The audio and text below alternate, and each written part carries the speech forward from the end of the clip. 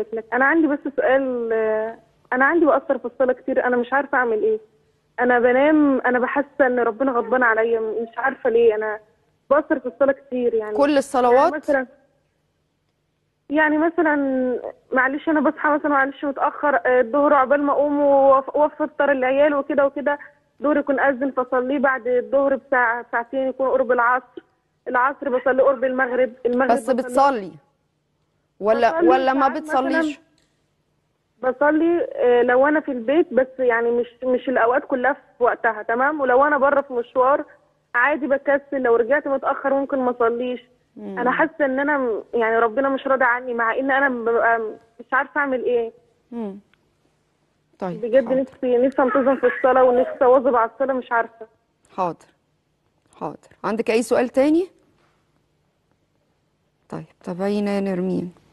طيب سماح بتدعي على ناس خدت منها فلوس ومش راضيه تردها لها. اولا هو لابد من اتخاذ الاجراءات الاداريه والقانونيه لاسترداد حقها. ولابد ان الانسان يا جماعه لما يجي يدي لحد فلوس ما هو ممكن يكون ما عندها، اكيد هي مش كاتبه، وده غلط طبعا. يا ايها الذين امنوا اذا تداينتم بدين الى اجل مسمى فاكتبوه. فده نص قرآني.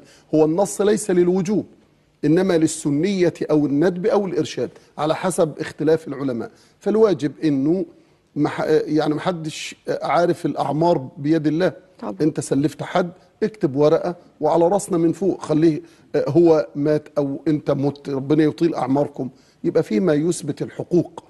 فالنقطة الثانية انه لو ماطل يجوز لها انها ترفع هذه الورقة الى المحكمة، والقاضي ولي من لا ولي له ويأتي لها بالحق. احفظوا حقوقكم يا جماعة. طيب النقطة الثالثة، لو هي ما كتبتش، اول حاجة تلوم نفسها، تاني حاجة تطلب الحق عن طريق الناس المحيطين. هذا الشخص اللي انت اديته له الفلوس هو مش شخص هلامي، ده له ناس وانت عارفاه وعارفه اهله، روحي لاهله مرة واثنين وعشرة، ولا يضيع حق وراءه مطالب. ما تسيبش حقك، روحي لأهله مرة واثنين وعشرة، ومش هسيبه بأي حال من الأحوال، وكلمي الناس وقابليه وكلميه. هل يجوز أنه الإنسان يدعو على من ظلمه؟ هو يفضل انك تدعو ان ربنا يهديه او تفوض الامر لربنا سبحانه وتعالى. رقم 2 ادعي له بالهدايه. رقم 2 افوض امري الى الله، حسبنا الله ونعم الوكيل. رقم 3 يجوز ادعو، يجوز رب اني مغلوب فانتصر، يجوز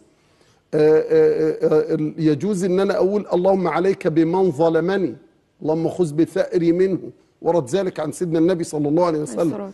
لانه الظلم بيوجع قوي طبعا. والظلم ممكن يبقى بكلمه، ممكن يبقى بصوره، ممكن يبقى بفيديو، ممكن يبقى بخبر على الانترنت. انت ما انتش عارف مدى الضغط النفسي اللي ممكن تحط فيه حد. فانت لو ظلمت، هو الظالم مسؤول عن نفسه. تمام. ولا تحسبن الله غافلا عما يعمل الظالمون. براحتك ايها الظالم، اتصرف زي ما انت عايز.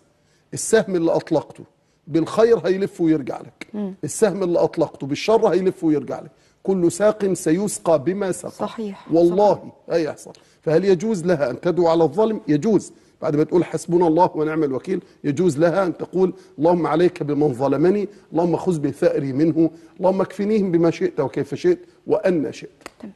طيب مدام نرمين بقى، والمواظبه في الصلاه ممكن تكون مشكله ناس كتير التهاون، وده طبعا غير مطلوب بالمره.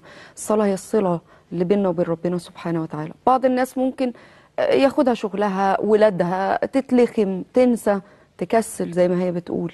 لفت نظري استعينوا كبيرة جاهدوا في القرآن.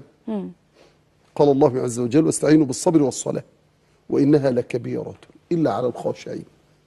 يعني هو طلب مني أن أستعين بالله والصبر. استعين بالله عز وجل على الصلاة، أعني يا رب. واستعين بالله عز وجل أطلب منه أنه يجعلني ويسهل لي الصلاة. رب اجعلني مقيم الصلاة ومن ذريتي. دعاء مهم جدا. يبقى علشان يخف دعاء حلو قوي. نعم يا فندم. دعاء حلو قوي. الله يبارك في عمرك. يبقى الاستعانة بالله، استعينة بالصبر، الدعاء رب اجعلني مقيم الصلاة ومن ذريتي، يعني أطلب من ربنا أن يجعلني ممن يحافظ على الصلاة، ويجعل أولادي ممن يحافظون على الصلاة. وأن أعلم أن الصلاة مش سهلة وإنها لكبيرة ثقيلة، وإلا ما كناش طلبنا الصبر. طب هي بتخف على مين؟ على الخاشع لله رب العالمين. فأنا محتاج أن أنا أخشع في صلاتي، فأبدأ أستشعر حلاوتها، عندها أبقى مستني اللقاء. ولذلك طبعا يحيى بن معاذ كان يقول: عالجت نفسي في الصلاة 20 عاما واستمتعت بها 20 عاما، فوالله إني لأدخل في الصلاة فأحمل هم الخروج منها. يا سلام. لأنها كانت راحة عشان لقاء. طبعا، لأنه سيدنا النبي صلى الله عليه وسلم كانت إذا حضرت الصلاة يقول: أقم الصلاة أرحنا بها يا بلال، يلا أرحنا بها. كان يجد راحته في الصلاة. وكان سيدنا النبي صلى الله عليه وسلم كان إذا حزبه أمر فزع إلى الصلاة، يعني شغله أمر، آخذ بالأسباب وصلي هيحلها رب الأسباب.